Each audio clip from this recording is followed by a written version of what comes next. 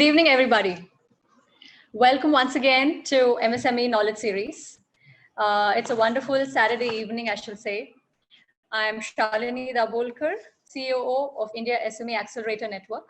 And on behalf of the entire team, I extend a very warm welcome to all of you. And I would like to start on a very positive note today because after 18 years, India has posted a trade surplus in June 2020. And this is the first monthly surplus in 18 years. That's really nice and heartening. The main reasons behind it, as you would know, is our imports has significantly fallen in a year-on-year growth of about 47% decline compared to last year. But what is more heartening is that while that happened, the exports did not fall as much. So the exports are much less in a fall with just about 12% year on year. So that has definitely changed the trade balance of the country and therefore the economy. So it's a good note. With this context, you'll also realize that there is a huge shift that is happening, the demand and supply shock that has been faced by most economies as a result of COVID-19 pandemic. And there is a definite trend towards self-reliance and localization being seen. That is something that is, definitely going to gain strength across various countries and economies. From that perspective, I think it's, a good context for us to understand why we are today. And today, without trying to wear a limited lens of COVID-19 and recovering from the pandemic, we're going to look at supply chain management from a larger perspective of improving the business efficiency as we go along. How to effectively integrate suppliers, production, manufacturing processes, the transporters involved in, taking your goods to the customers for distribution and ultimately the customers, the whole chain. So MSMEs who can manage this well and can derive their competitive advantage out of this, going from here, will definitely stand to have a competitive advantage in the market with regards to competition and with regards to everybody in the industry that is kind of reshaping itself. So today we have the opportunity to know and understand how iconic businesses have been getting this right and leveraging their supply chain to make them great businesses that they are. And to enlighten us on this topic, we have none other than Mr. Vivek Sarbai. Vivek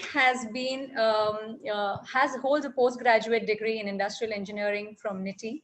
He has over 28 years of working experience in Asia Pacific, Middle East, and Africa regions of the world for iconic organizations like P&G, Coca-Cola, Baxter, Mondelez, which is erstwhile Cadbury. He is a functional expert in supply chain, covering strategic sourcing, procurement, structures and systems related to it, leveraging technology to deliver IoT-based route-to-market model, integrated business planning, and much, much more.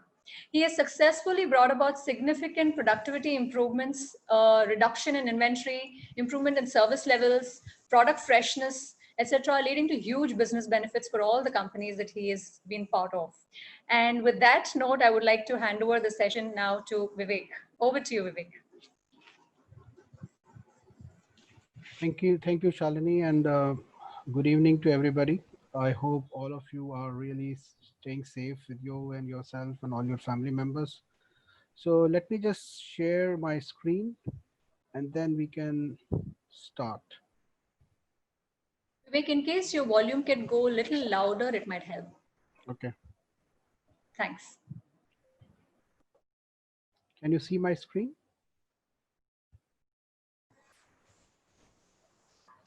Shalini, can you just confirm whether you can see my screen? Yes, now we can. Okay. Good to go. Okay, so let me start by the famous quote: "If you can't change your mind, you can't change anything." It's a quote by Honor Ross, and the reason I've put this is that in the today's context, which is like all of us are battling through the Corona crisis, we have to significantly change the way we look at our business models, our own organization, and it's also, though despite there's a lot of despair because of this disease, I also feel that there's a great opportunity for all the businesses to look inwards and look at the kind of capabilities and the processes and the new ways of working they need to develop going forward. What I will cover through in this talk is give you a bit of an insight into supply chain management, whether it's a small company or a big company, whether it's a company which works in one product categories or multiple product categories, whether it's in a retail sector or an industrial sector or a fast moving consumer goods. Some of the principles don't change and some of the thinking doesn't even change. So more of an insight how supply chain management should look like. Then I will talk briefly about some of the newer trends and opportunities which are on the table for all of us to consider in terms of modernization of supply chain and the kind of technology which is available to further enable a lower cost, high service level kind of supply chain design. And then we'll talk briefly about challenges for small and medium enterprises when it comes to supply chain management. And then we can take some questions which you might be having, all of you, for in after this section. So if you look at supply chain, it's a very simple it's a representation. It's a flow of three things. One is information, which moves from customer back to our supplier, basis which physical flow of goods happen from supplier right to the customer, and then which is followed by the most important flow among of these two, the cash flow, which happens from the customer back into the supplier. And the strategic imperatives of supply chain are mainly that how do you, for a country like India and for medium and small scale enterprises, it will be definitely growth trajectory, proactive preparation for changes in customer, competitor, and regulatory levels, and how do you drive service level leadership versus your competition at an optimum inventory levels and cost. And from a growth perspective, how do you drive channel leadership? So these are some of the strategic imperatives for supply chain, irrespective of the size and the sector you are in.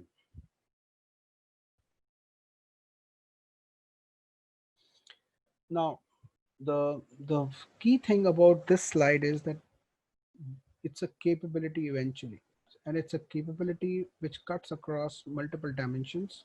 Here, I would call out 5 capability dimensions of a supply chain ecosystem. So first, it needs a strong infrastructure.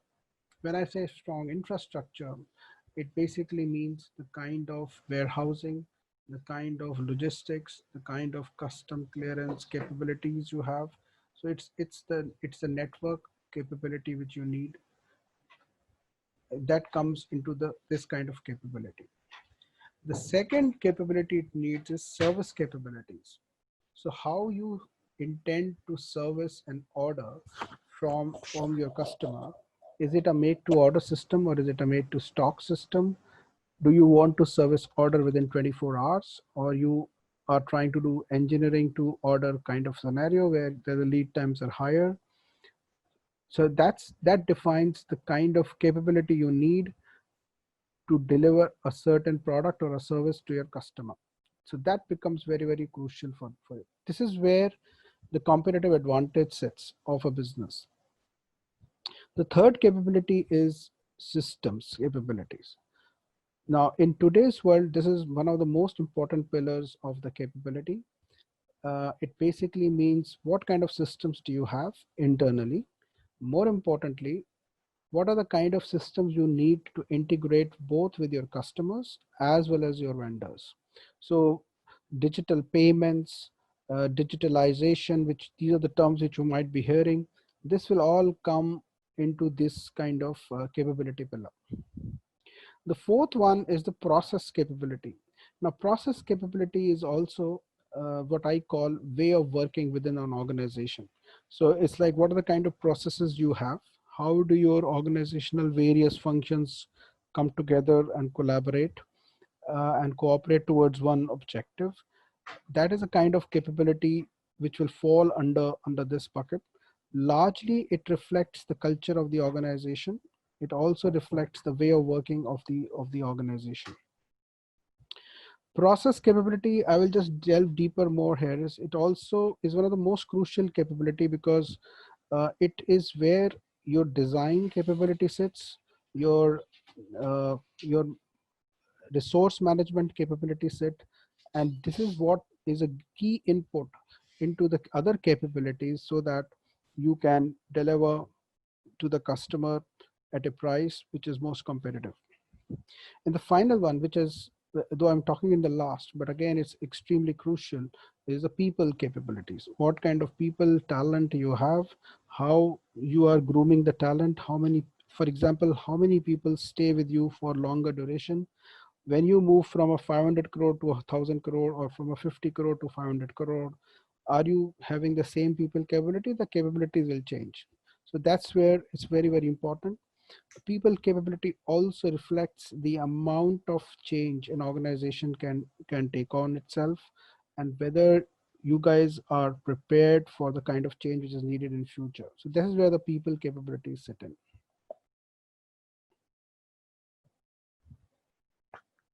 Now, just to simplify what I'm going to talk here, I thought I will try to give you a simple analogy. And the best analogy I could think of is that the best supply chain management we all go through is our own human body. And I'll delve deeper into why I'm saying it. But it's a concept which is what I'm trying to share so that all of you can understand better what I'm going to talk about, and drawing parallels to a human body. Sorry, just a sec. Okay, so let's start with the brain. The brain of the supply chain organization is nothing but how the integrated business planning happens in your organization. Now, what is an integrated business planning? I've just drawn a schematic here, and let me start with the numbers. So first one is portfolio management. Portfolio management is nothing but the kind of products you are offering today, the kind of products you want to offer tomorrow or day after, and the kind of products you want to get out over a period of time. So there are three questions which you need to do in the portfolio management review. Typically, in any organization, this is a role to be played by the marketing head of the organization. If you are an owner-driven organization, then when you think of marketing yourself as a marketing manager or marketing as a function, this is the process which will probably be the most important process for you to understand that what is the kind of product you want to drive in future, product strategy you want to drive in future. The second process is the demand review. This is typically led by the sales function, where all the marketing and the sales plans converge, and you form out, you make a demand plan. So I'll just dig deeper on this. There are multiple interventions which an organization do to drive demand, uh, which is in the area of marketing, sales, channel, product, and all of that needs to converge into one plan to make a demand plan. The third process is the supply review, which is basically the the process where supply chain leader of the company confirms to the business to what extent the demand plan can be managed in terms of without compromising inventory, without and at a lower cost. And this is also a process where new capacities are being planned for. A new capacity can be planned for internally or externally. The fourth process is called integrated reconciliation. It's written as IR, which stands for integrated reconciliation. It's managed by the finance team, somebody who is managing the, if in an our organization, it used to be called financial planning and accounting, FP&A role, which is generating the P&L for any monthly plan or any decision. So it's done by the finance function when it looks at demand and supply, and it looks at generating a P&L, forward-looking P&L. And last step is SMR, which is called Senior Management Review, where the entire leadership team of a company, howsoever small or big, sits and they agree on with one set of numbers and look at all the plans put together and then decide where to allocate resources, and where to focus. So this is where the MD of the organization, and if in your organization you are the head of the organization, where you will sit and you will look at each and every plan, and then you will sign off on the plan, and that becomes the plan of the organization. Now there are some salient advices which I've written here, that normally it should be a 18 months to 3-year horizon to get the best benefit out of it. If you think that it's too long, there is no harm in starting with 0 to 3 months horizon or 0 to 6 months horizon, as in whatever suits you. But what I'm here telling you is, or requesting you to do is, if you don't have that, this is where the most important uh, activity lies, which is called business planning. And just to emphasize one more thing about planning, that if you look back into your own personal lives or your own businesses, and if you analyze the success you would have achieved in your own lives or in your business, one of the main reason would be that you planned it well much before than when it was implemented or executed. So now I will move to the next one.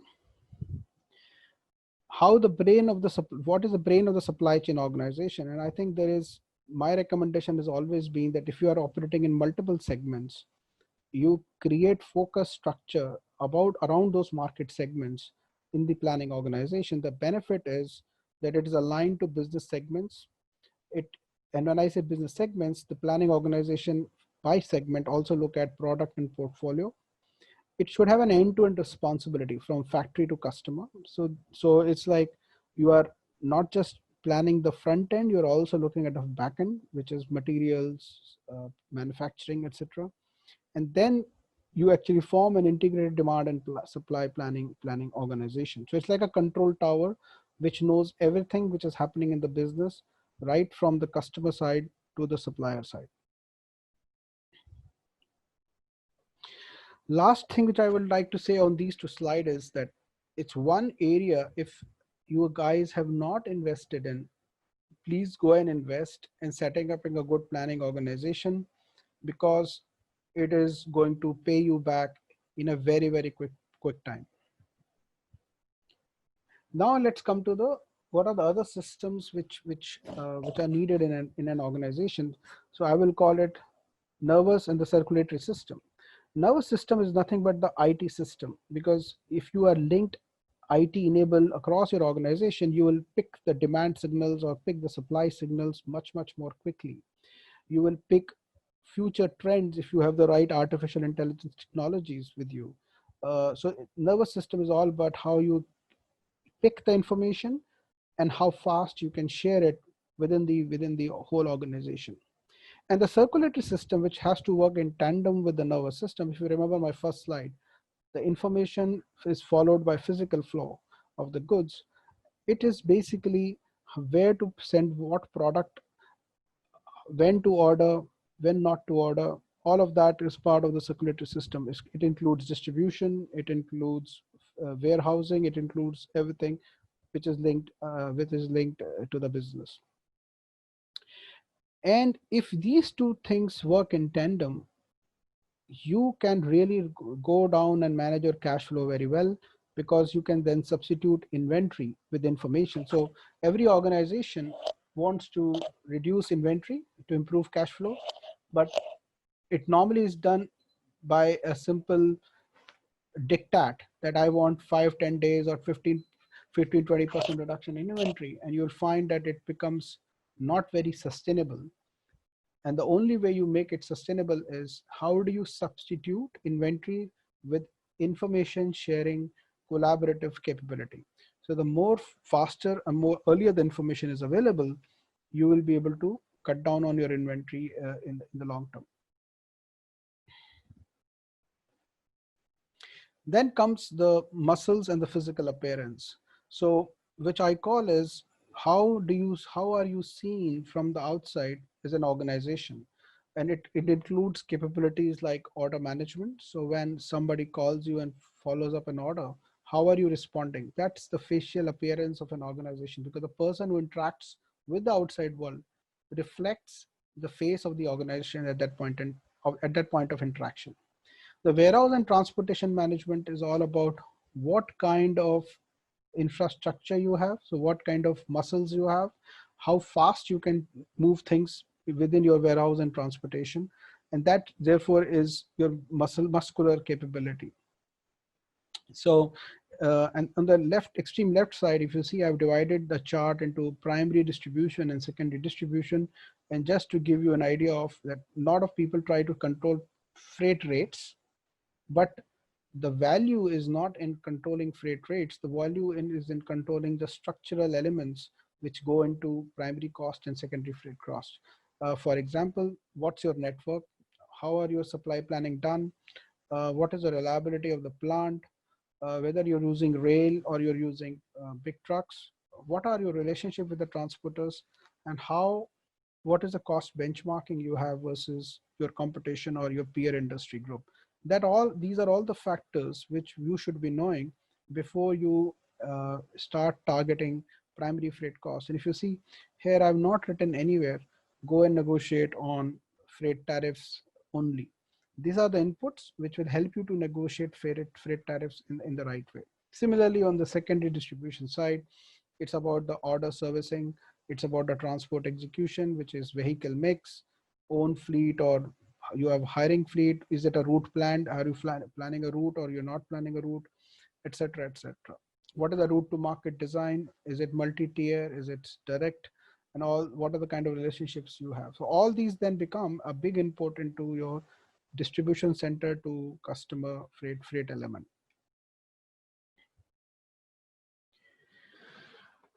Now the final part is that how do you measure collaboration and integration amongst all the limbs of the organization, and that happens through an aligned and shared KPIs ownership. And I have to give you an example where if you do a morning jog or a morning run, the whole body is communicating within itself. Therefore, you are running at a certain pace. You try to increase the pace, you will start to feel a bit exhausted. When you further try to increase the pace, at some point in time, you'll start to feel absolutely exhausted and you'll stop. So so the output is a running speed, which is what I call aligned and shared KPIs ownership. And what I have spoken in the previous slides, if you work on all of that together, you will find that slowly and slowly the body will start to respond, and slowly you start to pick up space and you can start running more. So the key element what I'm talking here is that you should have shared KPIs across your organization. For example, is revenue the responsibility of procurement in your function? Normally a buyer will say, I'm responsible for cost, but I'm not responsible for revenue. And I'm saying, no, everybody in the organization is responsible for revenue. Is a manufacturing guy responsible for cash flow? Normally manufacturing guy is responsible for manufacturing cost. But if he's responsible for cash flow, he will look at faster changeovers. He will look at single minute exchange of die kind of concepts to help you drive a faster cash flow situation in terms of inventory. So another example I can give you is who's responsible for service. So sales guy will say, I'm responsible for revenue. Supply chain is responsible for service. But if you look at the way the two functions talk, if somebody has a good forecast accuracy, then only the service level will be higher.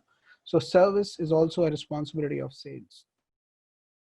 Point which I'm trying to make here is that whichever KPI are the crucial KPIs of an organization, your leadership team should have one single scorecard and everybody should be able to measure that scorecard. The key thing therefore is how do you create differential KPIs so that a manufacturing guy can see his or her linkage into what I called cash flow. A salesperson can see the linkage into service. A procurement person can see his or her linkage into managing, let's say, a service capability or a revenue. This is where a bit of a design is needed, and which is what I've written, that KPI is classified into 3 levels to embed forward-looking behavior across functions. The last one is how do you execute and how do you make sure that you are executing well? So the driving the business discipline of reviewing dashboards and speed to decision making. a must for healthy and wealthy organizations. So this is what we did in, this is an example which I took from my Mondelez experience, or rather when we were Cadbury in India, where we used to measure every KPI every day, and we used to link that KPI to not just an individual or the function, to the whole organization. So if you look at every team member of my team had a scorecard, and we used to measure every function, every person on a daily basis on those KPIs. The benefit was that everybody's performance is visible to everybody. So you know who's doing well, who's not doing well.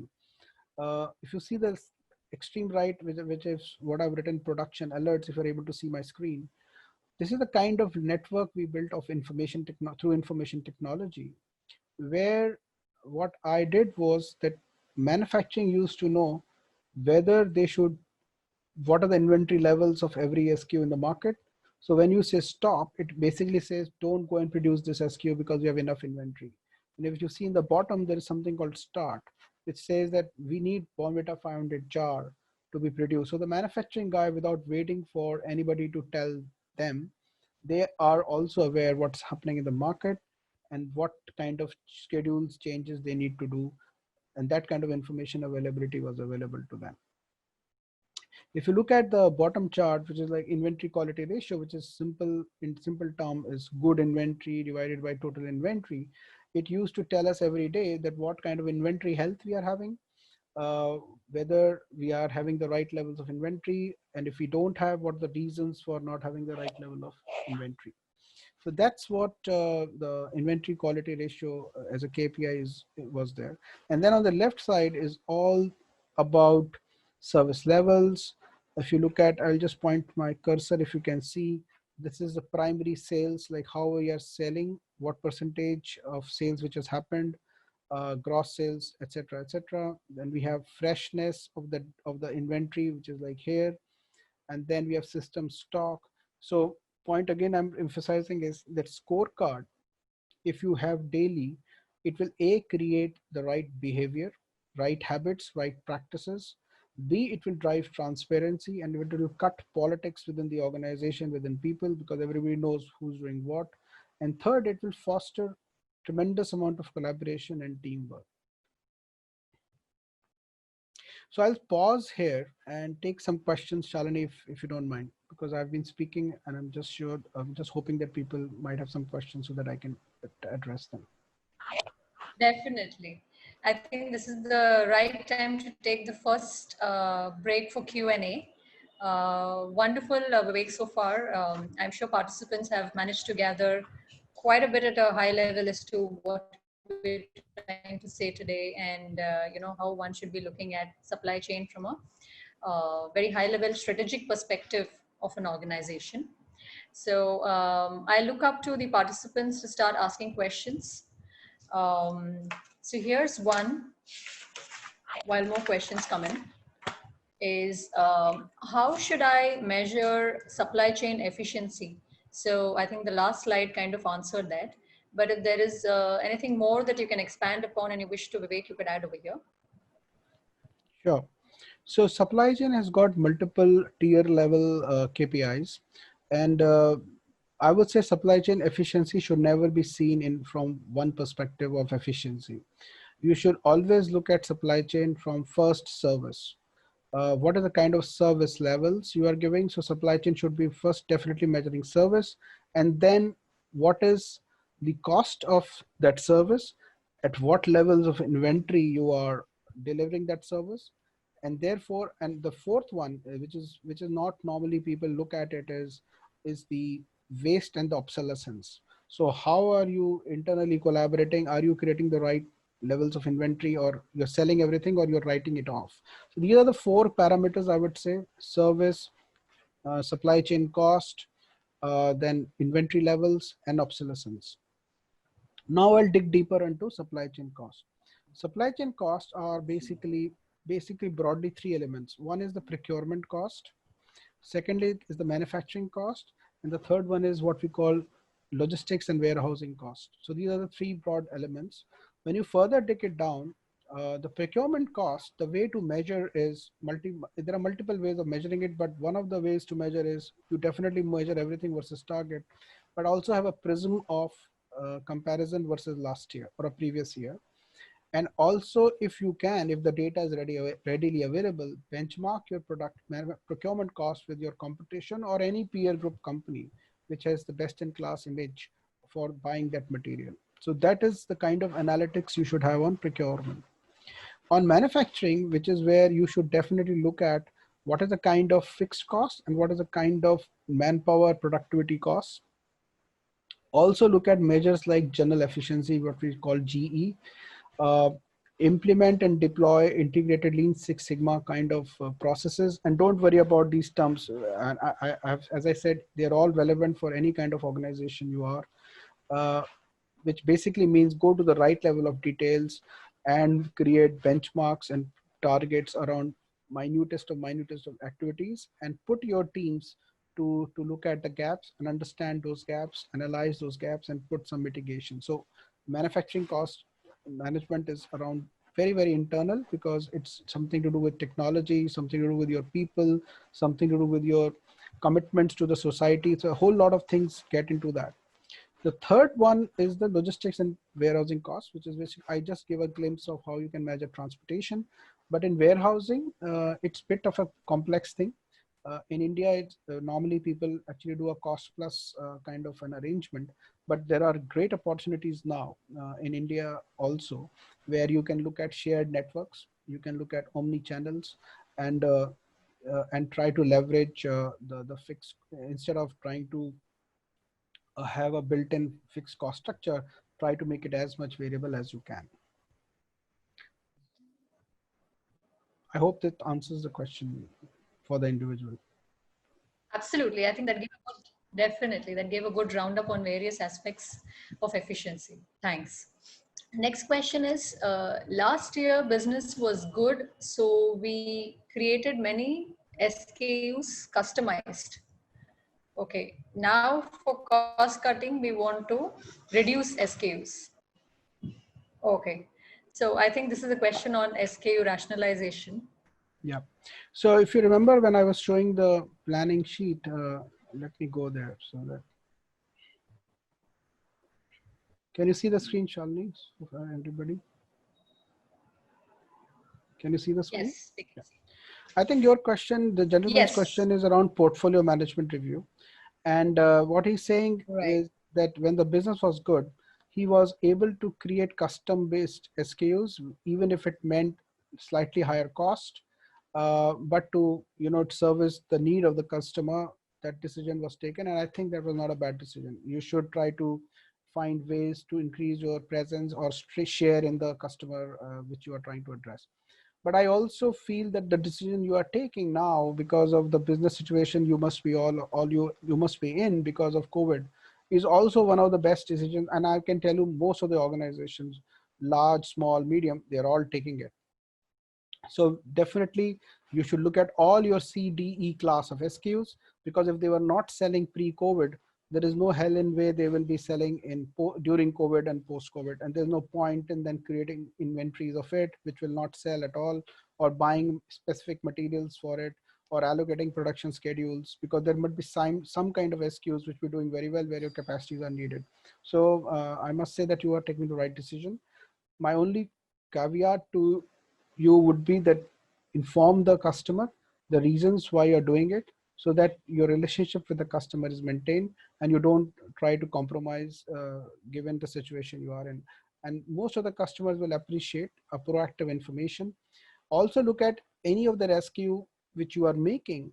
If it is a critical SKU for that customer, then I would recommend that tell them to increase the prices because it's a business critical SKU for them. Then don't just discontinue, because you will impact somebody else's business. But definitely go and say, because of the situation you are in, can you give me slightly more cost for me to absorb the inefficiency which I have because of this?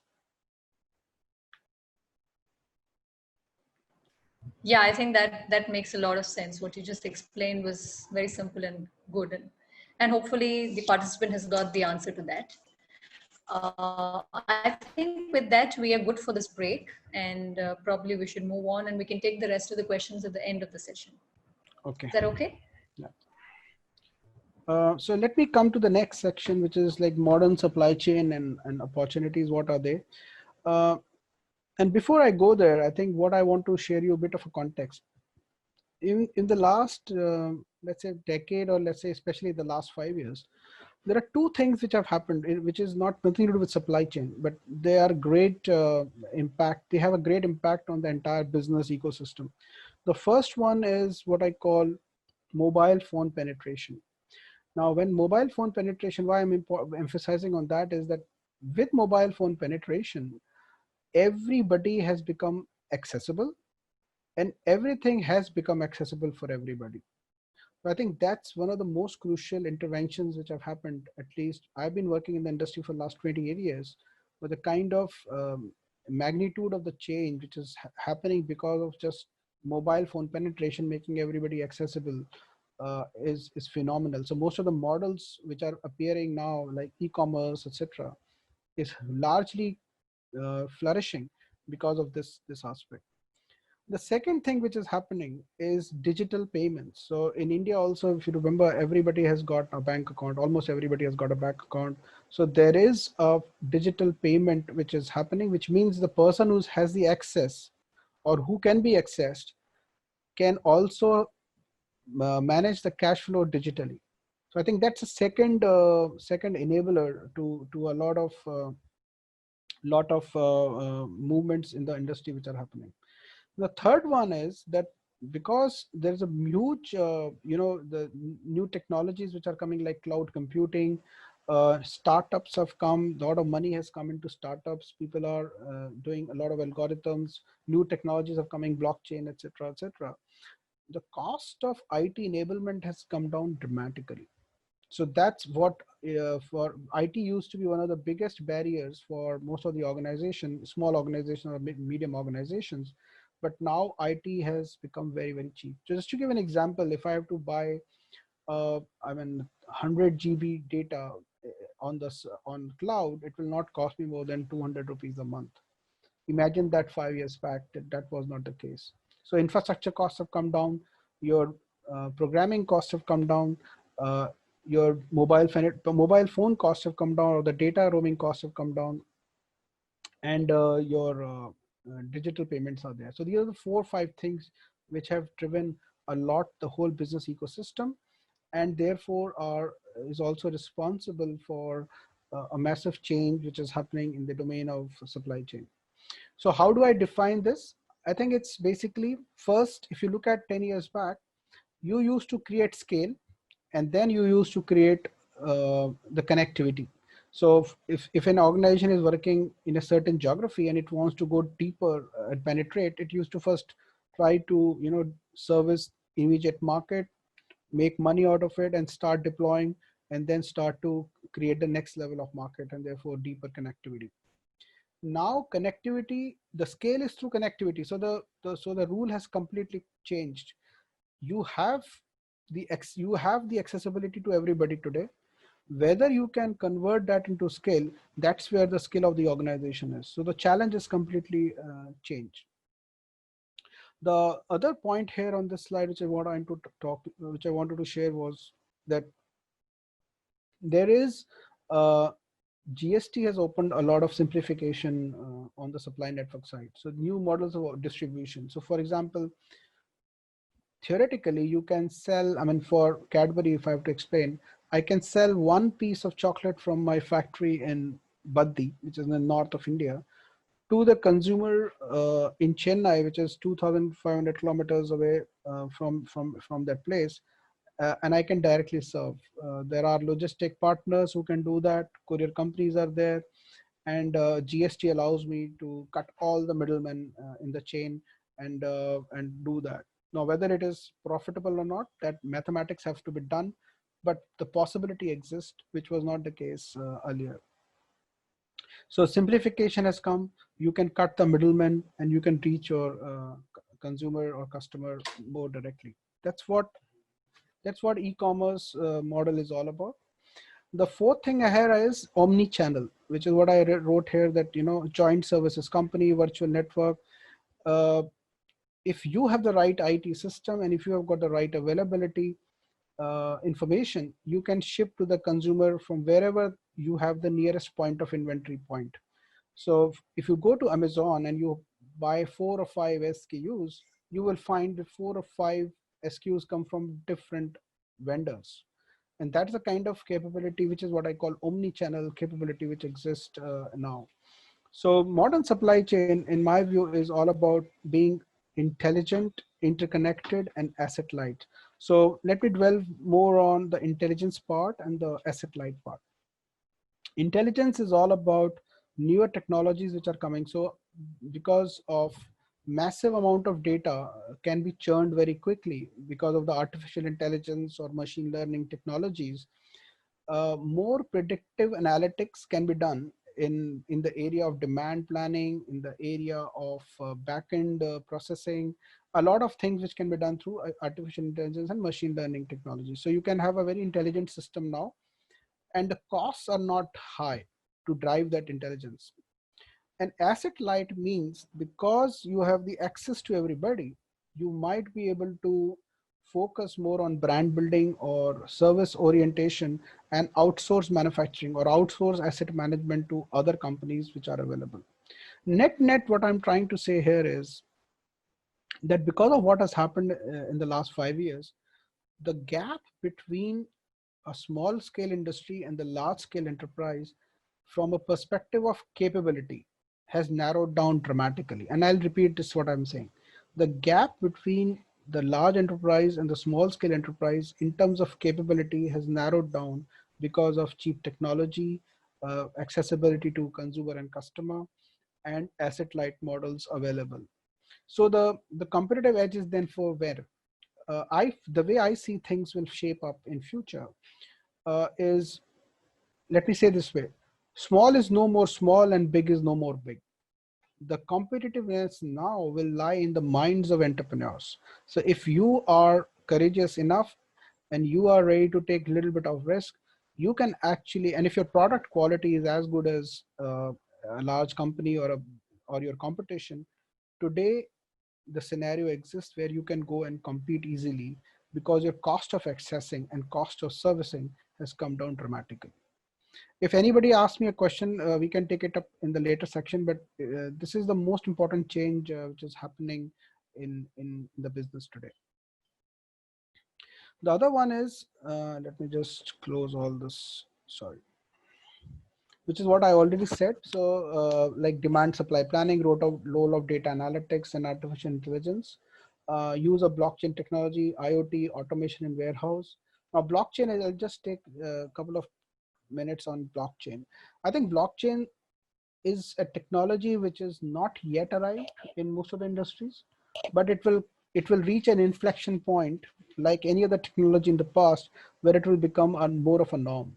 So just for example, it's a very secure technology. So you might have a scenario where a university, and I'm digressing here, where a university may say that because there are a lot of frauds which happen on the certificates or degrees, that kind of documentation might come onto blockchain. So you will have blockchain boxes where you have if you deposit your document, anybody can access that document. Authenticity of that document is ensured, and you don't have to copy Xerox and send everything. I'm just giving you a very different example which can happen in blockchain. Similarly, blockchain will come in financial processes, payments.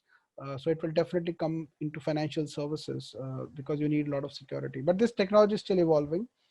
But if you, what the reason I'm sharing this is that if you watch this technology and partner early, it may benefit you. Then I also spoke about shared networks, omni-channel, shorter and lean RTM.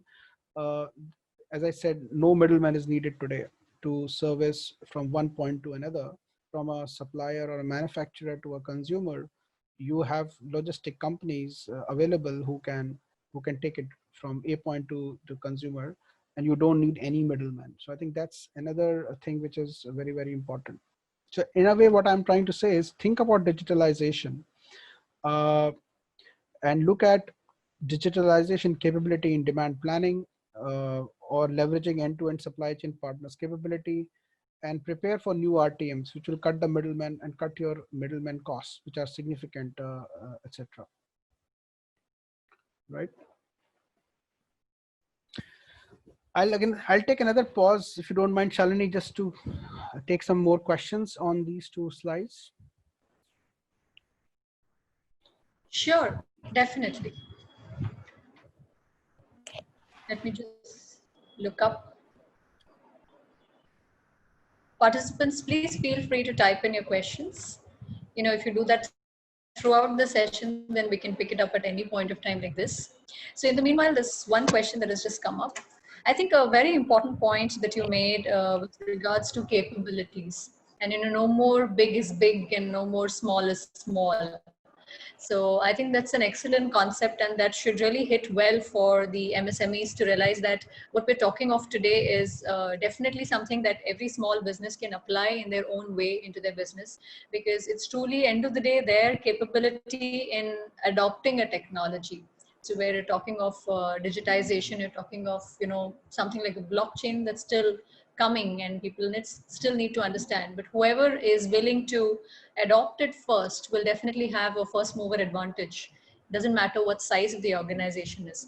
So I think that's a very important piece coming in today right now. And thanks, Vivek, for that. So one of the questions that is here, which is we are in e-commerce, how should we plan demand? Okay, I think the way, and in e-commerce, my recommendation would be that your model is basis at what speed you want to service demand. Uh, so more than the demand, you should look at your capability to service the market, because that becomes your differentiating factor versus the others. Where you can go wrong is when you end up buying a lot of material which doesn't sell, and that's where the larger forecasting plays there. For that, I would recommend that you have a longer term horizon planning process, where, and most importantly, an inventory management process. So if even if you commit a error, uh, despite putting all your fundamental inputs into place, and you still go and commit an error, that's fine. But what is important is that what are the processes you have to make sure that you certainly try to promote some product so that you get rid of that product and doesn't write off and hit your books. So I think more than the forecasting, the remaining process capability is what I would recommend you to build, because your e-commerce is nothing but retail outlet in a virtual retail outlet, where when the consumer reaches, he or she expects that the product is always available. So there is no B2B business. It's only, I mean, I'm assuming you are in a B2C business. So in a B2C business, you can't afford a stock out because it will be a sale loss immediately.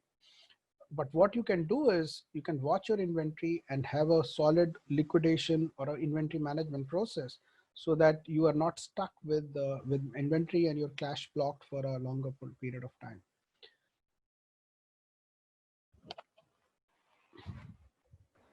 Great. Thanks for that, Vivek. I really hope that has answered the question for the participant. Great. Would you want to move further or take up Okay, another question, Vivek? I can take another question. I think we are doing fairly well on time, or Oh, yeah. behind. Yeah, please feel free. I mean, we can move. No problem at all. Okay. So this is what I would say. If we have to specifically discuss the challenge between small and medium enterprise, and I have drawn. I've all my life worked with the companies which were our suppliers. When I was working for Procter and Gamble and Coca-Cola, when I was in the procurement function, and I actually dealt with a lot of, I mean, in terminology, small, medium, large enterprises. So I've worked with them quite closely. I know how the challenges are for them, and basically basis that and then even with my logistics service partners, I will call them in the domain of small and medium enterprises. I think the three challenges which I find in any small and medium enterprise, which is what I'm trying to share here, is the scale and business leadership focus. So what happens is that there is a feeling in the business leader that my scale is less, therefore I'm different, and it's very difficult for me, much more difficult than a large company. uh, which is what I want to tell is, no, it's not the case. Scale is, at least today, not that big disadvantage you have versus the large companies. In fact, because you are small and medium, you have much higher levels of agility in decision making than a large enterprise. Because I've worked for large companies, I know how bureaucratic they can be, and it's not easy to work in even a large company. Whereas the agility with which an Indian organization or a small and medium scale enterprise can work is of a different magnitude than a large company. When it comes to business leadership focus, there are two kinds of, and I can be a bit provocative here, but just to keep the minds ticking. The business leadership focus, I have found there are two kinds of focus. There are business leaders who really want to create value for the society, which means they're really thinking big in their business.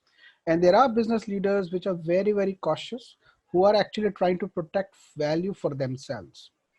My understanding of these two focuses in the business leadership is that if you are of the kind who are trying to create value in the ecosystem, you will start to find the right set of people, you will start to invest in the right set of capabilities, and you will start to grow. If I have to give you a case in point, if you look at Flipkart, the owner, Bansals, who now don't have any ownership now, they're just in the board of Flipkart, maybe some ownership they still have. They created an enterprise, but when Walmart bought at $16 billion, uh, the majority of the benefit was to the financial partner or the PE investors of Flipkart. The owner didn't get $16 billion. It just got I think 4,500 crore, if I remember the number, out of those $16 billion enterprise.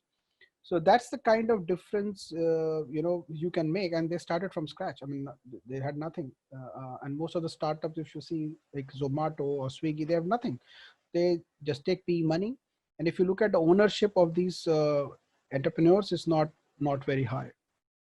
So they are trying to create a value, the business model, which is sustainable for the larger ecosystem. And that's a completely different kind of entrepreneurship. The existing people capability is another bottleneck in small and medium enterprises. And I think it's it's second most difficult challenge to overcome, in my view. How do you get the right set of people? And maybe you are able to get a right set of people, that's not a problem, but how do you retain them for a longer duration, so that your decision of getting good quality talent is really giving you returns? Because the returns will not come so quickly, it will come over a period of time. So I think that's where I would say a softer element I'm going to dwell on is the level of trust you show, the level of empowerment you do in the decision making for the right set of people you have in the business. And that can become another challenge for the small and medium scale enterprise. So people capability, whether you can trust everybody or not, that remains a vulnerable area. And I fully appreciate that, because for small company, you have that kind of a challenge. And then when it comes to purely supply chain, the organized supply chain organizations are focused today largely on the large organizations. So not much of organized supply chain companies are approaching small and medium enterprises with the kind of capability they can offer. So there is a bit of a discovery which all of you will have to do, and to find out people with whom you can partner and co-create a supply chain which is beneficial to you. And I think that's where one of the ideas which I actually read long time back, and I'm just sharing here, is that a lot of small scale enterprises or medium scale enterprises can combine together, because all must be needing logistic services, and create a logistic organization by pooling the logistic spend of themselves, and create an organization which is doing logistics for themselves. So it's like hiving out your logistics department of, let's say, 5 or 10 companies, and create a large company, a logistic organization, a separate profit center, which is which is doing logistics for those 5-10 companies. Have you done that? Have you seen any example in India? Future Supply Chain is the example which I can think of. Mahindra has set up a Mahindra Logistics. TVS started TVS Logistics. So that's the kind of stuff which even small and medium scale companies can do. Now the challenge here is whether the small and medium scale companies can come together and create a consortium which will invest in a logistic company uh, to get that scale, which is important for the supply chain management. So I think this is where the three challenges are, Shalini, according to me, and I can take more questions now.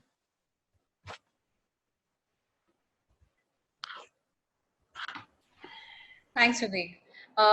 Definitely understand that, and it's quite pertinent what you just told us in terms of small and medium enterprise setup. There are a couple of more questions coming right now, and I think we can begin taking some of them as well. The first question is in medical equipment manufacturer, okay, and we have lot of stuck inventory. Should we look at overseas market? So this is the question. They are medical equipment manufacturers with a lot of stuck up inventory. Yeah. I think it's a great idea because if you're not able to sell in India, medical equipment, and you can sell abroad, definitely if you should try. Just be watchful of some of the licenses which you might be needing in those markets, because this industry is highly regulated in most of the countries. So you might have to see whether you qualify to be an exporter in those markets. And if that in that case, I think it's a great idea. You should get rid of your inventory, because in COVID times, my only recommendation to all of you is protect your cash. If you have the cash, you have a longer duration to run, because the demand has not disappeared, it has been stopped. So the moment normalcy returns, you will get back your demand, and then you will need the cash. So preservation cash is very crucial. So if you can sell this inventory to any market outside India, do that. Just watch out for the licensing regulations. Perfect. Vivek, from your overseas experience, anything you can share from Middle East, Africa, any of these countries' perspectives you would like to share in this context? Yes, that's a good question actually. So when I was predominantly worked in India only, and I thought India has got all the kind of challenges. As a country, we have dharnas, we have supply chain issues anytime, and we thought that we know everything. I mean, I remember in 2015 there was a blockade which India did. I mean, not blockade in the government sense, but there was a blockade with Nepal, and I remember I had to spend almost 1 crore rupees on truck detention because the blockade was so long, and massive amount of detentions happened, and it was very difficult to keep the trucks, protect your goods, etc., etc. So I was under the impression that I've seen the entire volatility of the VUCA world. All kind of ambiguities are there. It's a very difficult market. Blah blah blah. I go into Middle East and Africa, and Middle East and Africa is a very different market. Middle East is much more rich than India. I mean, far more rich than India can ever think of. There also, you will find that it's amazingly VUCA. And then there is and I'll give you some examples. Then there is an Africa, which I think you always believe that India is ahead of them, but when you go and work there, you realize that India is a Western world. That's a kind of gap between India and Africa. Now I'll give you some examples. Like in Middle East, if you see the governments, there are no democracy there. So there is the Emirati king or a monarch or whatever. They will change the rules just like that.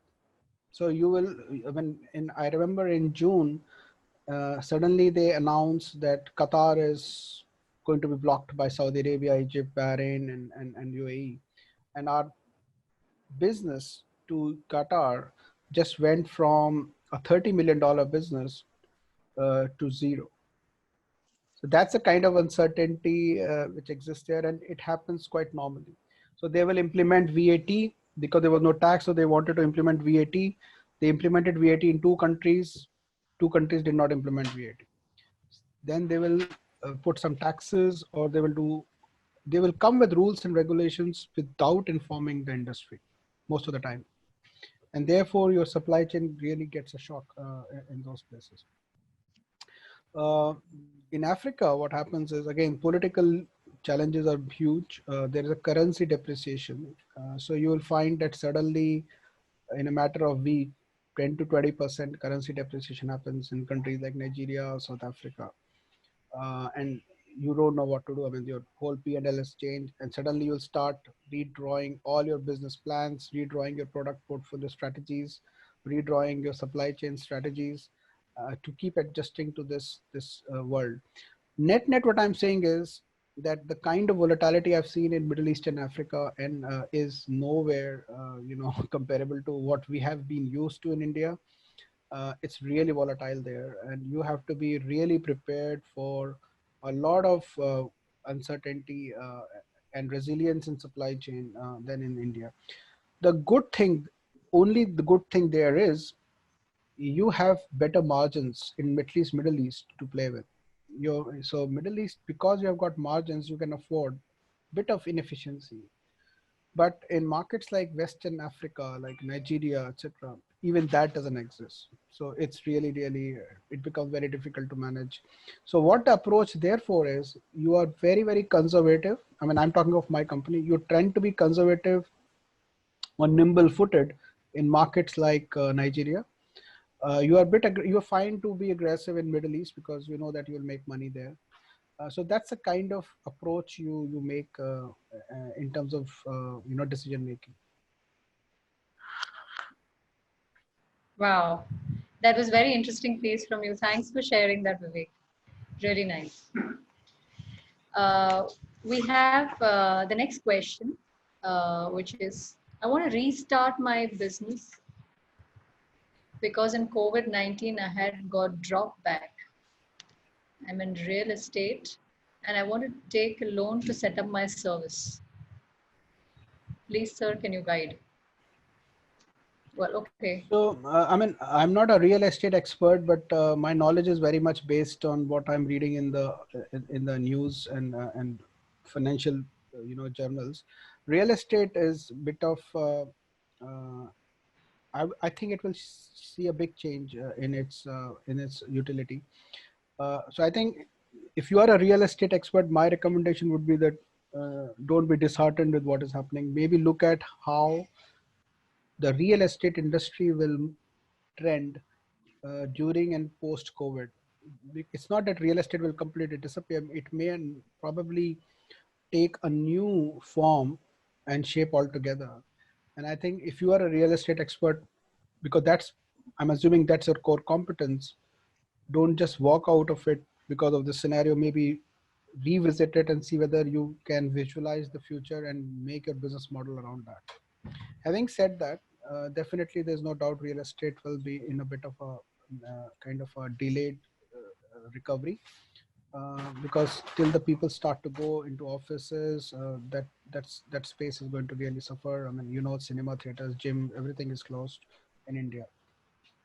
But I would still encourage you to visualize what form and shape it will take in future, and if you can play that part now. But it's a very difficult question. I understand your point of view.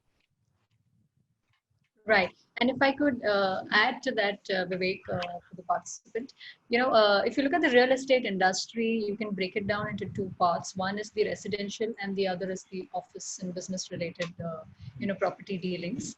So the business related and office related property dealings definitely is going to be severely impacted, not just in the near term, but also in a good medium term. But if you're looking at the residential space, then you will see a quick pickup back in the industry as per the projections. You just have to be a little patient, and you will see definite pickup because the real estate prices have definitely, been hit, and that is also a benefit for those who are buying. So there will be more buyers who come back to the market. There is a lot of supply, a lot of inventory that is already lying in the segment, and therefore the business will definitely see a pickup. And I would recommend the participant to, be patient, stay put. And if you're looking to take a loan to set up your service, probably you should talk to your banker and give him a business projection based on market research, and that be helpful for you. I hope that answers the question for him.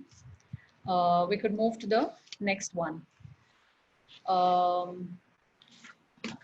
This one is saying that we are having about 6 months of inventory lying with us, and we would like to know how should we take care of the inventory planning.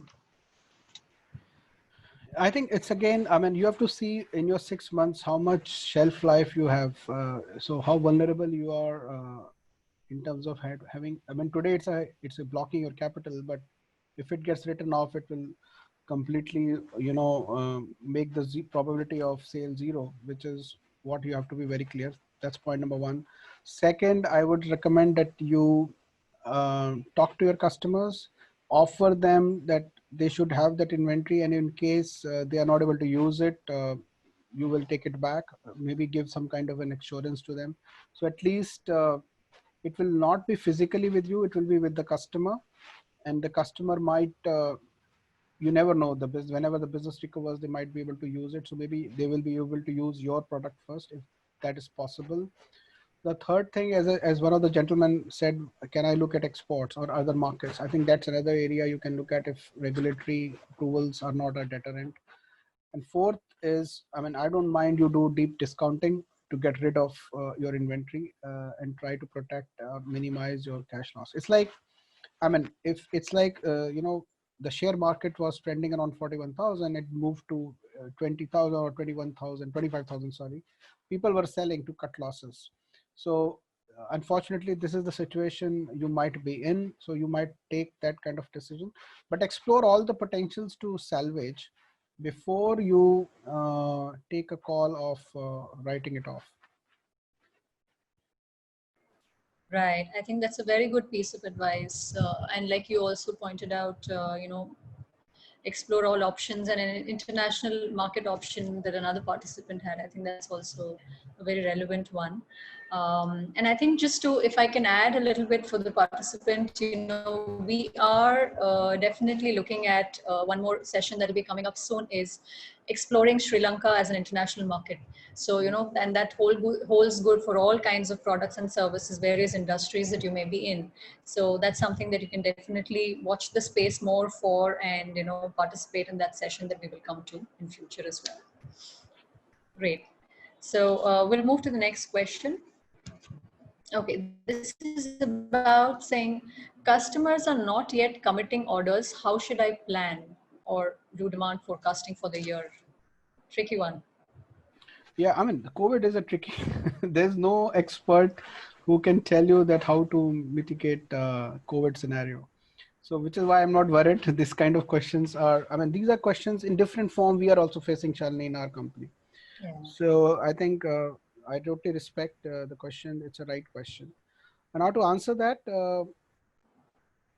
if the customer is not giving order, I think if you have the ability to withstand on cash, try to preserve your share of business.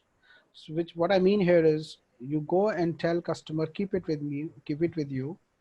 If you consume, it's fine. If you don't consume, I'll take it back.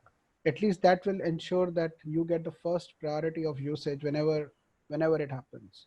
Now, what I'm saying to you is possible only when you have the ability to hold on to your situation of cash as you are in.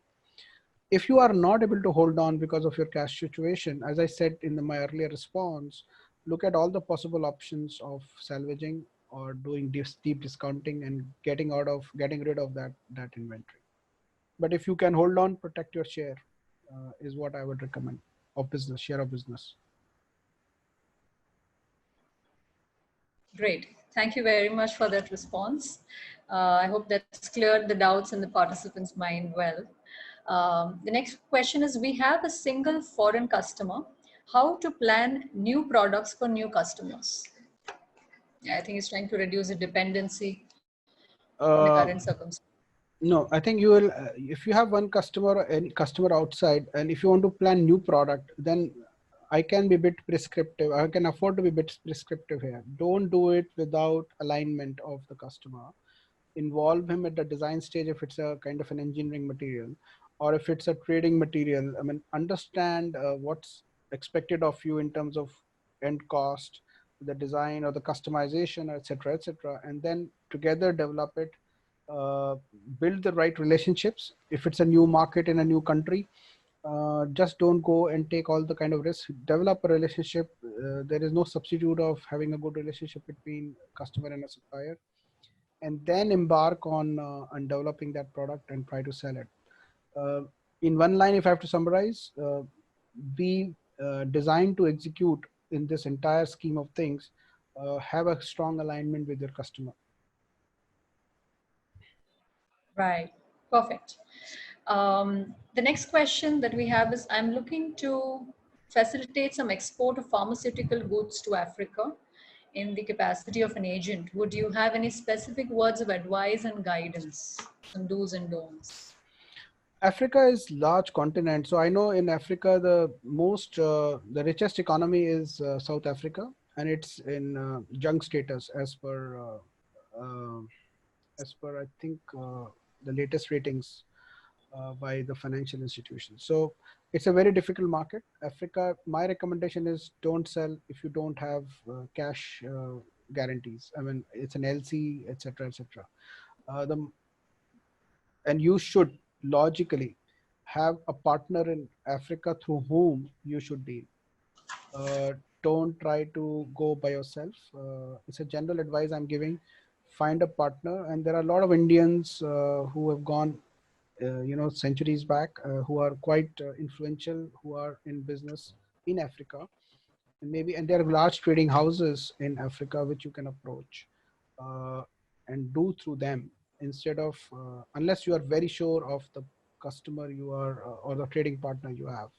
So all these countries have foreign exchange challenges. Whether they can give you payment on time, that's a big question. All those things are very, very crucial before you take that decision. Recommendation is to go through a known trading partner or a large trading partner if you can.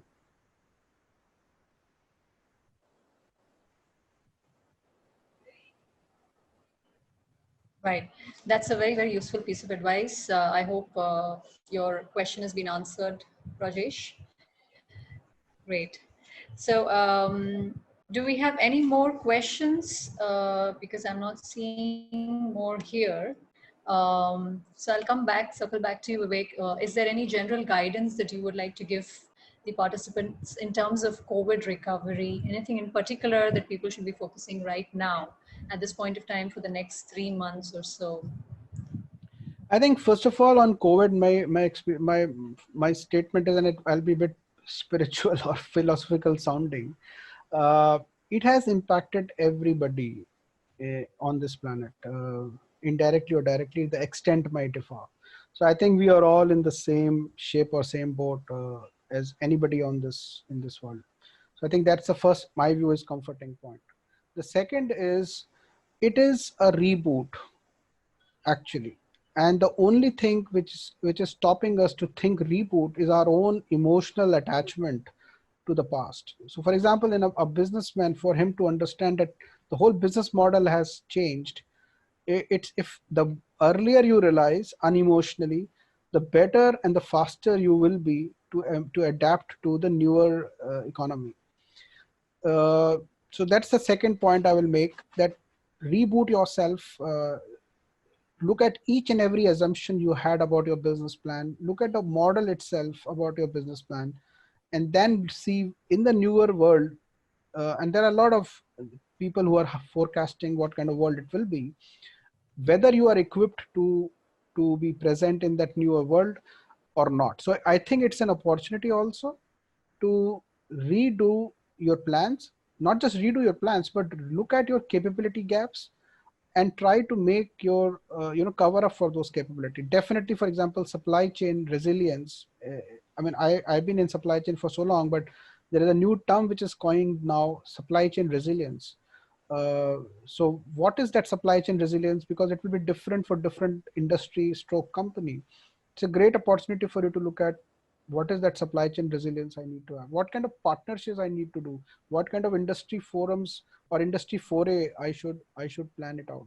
So as I said, without repeating too much about it, but I would rather stress on it, redraw your plans, redraw your capability gaps, and see whether you are going to be fit for future or not. So that's my view, is the advice on COVID, and be unemotional about it.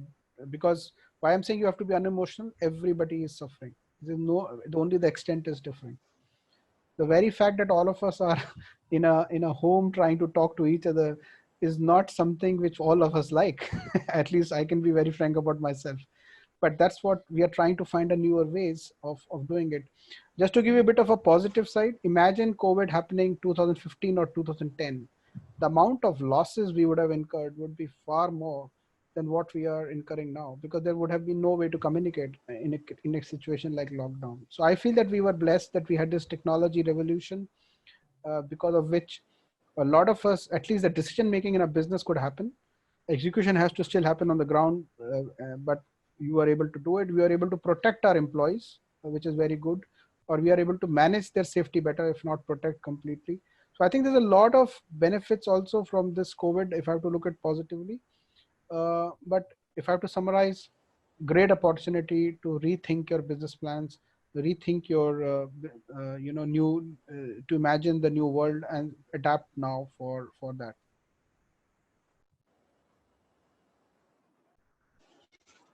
Definitely, can't agree more with that, with what you said, Vivek. Absolutely, and thanks a lot for that message, because positive messages, can take participants a long way, especially when they hear it from iconic brands like yours that you come from.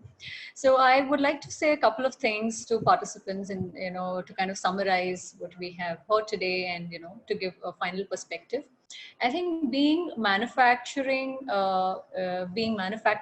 and belonging to the manufacturing sector, MSMEs are like contributing to 17% of the GDP already, and definitely to the employment of the country.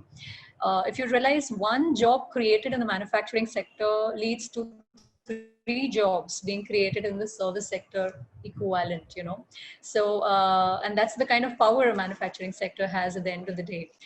So an MSME who is kind of part of the Make in India campaign, and who's producing goods that are going to make us as a country proud, you are making significant contribution to the GDP. So hang in there, and play your role well, because you're definitely making a big difference to the country, and also to the business, and you will see that difference that you will make to your business, probably a little late, but you have to hang in there a little now. Also, that MSMEs that opt for tech-enabled services are going to take that leap, because you're going to begin satisfying your customers better, with better tracking, and better, smarter delivery as per whatever you promise. So whether it's through e-commerce or any other platform, leveraging the latest technology is going to take you into that extra leap of how you satisfy your customers and your business agenda. We saw a very important message coming through, which is collaborative approach, that Vivek really harped upon, holding hands, and how we all have to kind of have an integrated approach between all the partners in the ecosystem involved. And I think that's something that is very crucial at this point of time, if you're trying to wade through the crisis. Also, look for and adopt low cost innovations within your manufacturing practices, whether it is taking up the latest technology, or what's still upcoming like blockchain, but what's already available, AI, ML, a lot of IoT. There are a lot of solutions that are already available through in-house startups. Just go, explore and start your initiative to adopt them into your manufacturing practices. This is the time to make those kind of changes. So I would say that COVID pandemic has caused large scale disruption to supply chain, but that has actually brought back more focus to the entire concept of supply chain management, in an integrated approach. So if we are to look at restarting business and beginning the business recovery, then we have to move away from a geographic lens to things and rather adopt a supply chain value lens, you know. So technological developments are going to drive the inevitable change for future. So don't just look at local markets, look at, you know, national wide supply chain networks that you can build. Look at, you know, boosting the domestic sourcing as far as possible, because a lot of localization is happening. And with that, you will get the best resources from within the country. But reach out in terms of market, not just national, but also look at international markets to start selling, because the demand will begin everywhere. You know, everybody will start looking for good quality stuff. So thereby, you're not just laying strong foundation for your own business growth, as well as generating employment and boosting the country's GDP. So I think from that perspective, I would like to leave you know, to you to think and progress on these lines and take the learnings of this session with you. Thank you very much, Vivek, for sparing your time and sharing wonderful best practices that, you know, you have kind of developed over your 28 years of experience with various organizations. I'm sure all the participants have really benefited out of your insights today. Thanks a lot. Thank you, Shalini, and thanks for giving me this opportunity. Thank you. Wonderful. Thank you, participants. With this, we come to the end of our current session. And like we mentioned that please watch out the space. We are going to have, you know, go to Sri Lanka as one of the new concepts coming up, and definitely webinars will come in on that, as well as look out for our accelerated cohort program that's coming up on business recovery exclusively for MSMEs. Thank you very much. Stay tuned with us. Bye-bye for now. Bye.